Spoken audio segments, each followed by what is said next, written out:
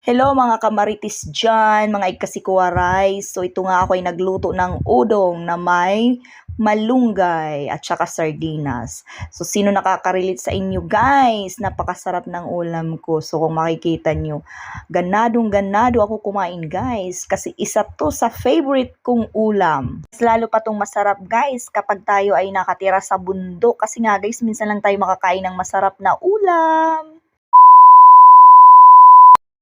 So ito guys, bago ako magluto, ako ay maghihilamos muna ng aking mukha. Kasi guys, feeling ko ito ay napakakapal na sa sobrang dumi ng aking mukha guys.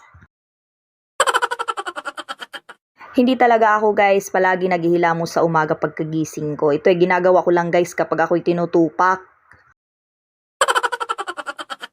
Nasanay kasi ako guys na pagkagising ko ay agad-agad ako ay pumupunta sa labas. Ako ay nagwawalis at saka naglilinis ng mga dumi ng aking mga aso guys. Kaya minsan guys ay nakakalimot na ako maghilamos ng aking mukha. So ngayon lang ako naghilamos guys kasi feeling ko ang kapal-kapal na ng aking mukha.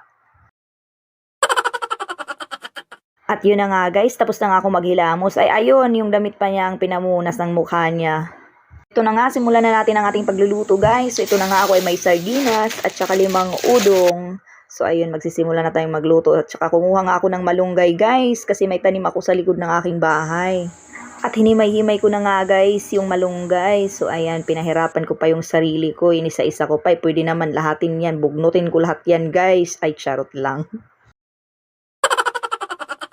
So ito na nga guys, bibilisan ko ng maghimay ng malunggay.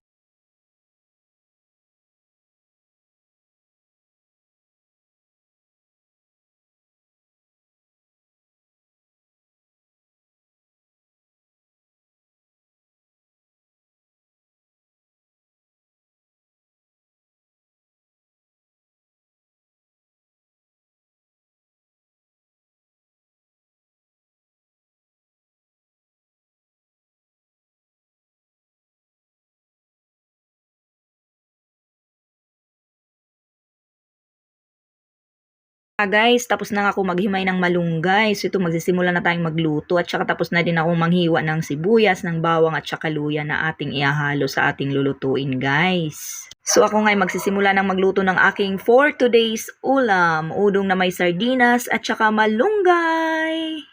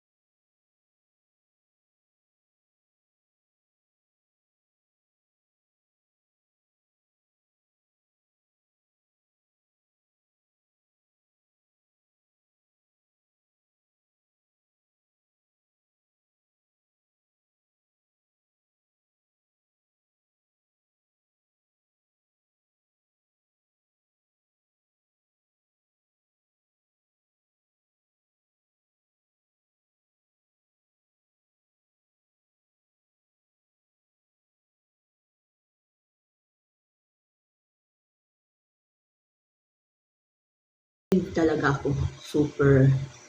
Yan. Bustog, lusog.